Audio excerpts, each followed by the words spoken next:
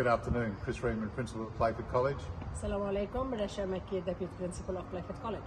We just want to let our parents know that we've had a fabulous first day at Playford College for 2025.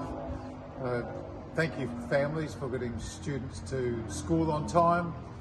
Thank you for having them in uniform. Thank you for having them with appropriate food, all the things that you've done today to make school such a successful day.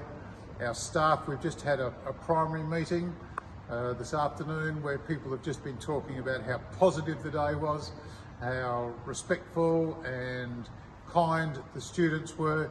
It's just been a great day. Any other reminders for tomorrow, Mrs. Mackey? I totally agree. It was a brilliant day, full of positive energy. Having the students around was absolutely great.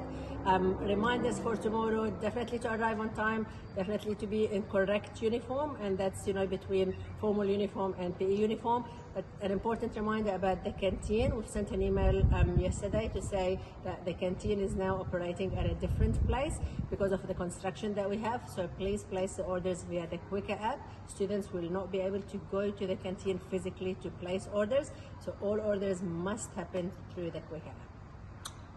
The two welcome assemblies went really well. We're looking forward to welcoming your students tomorrow.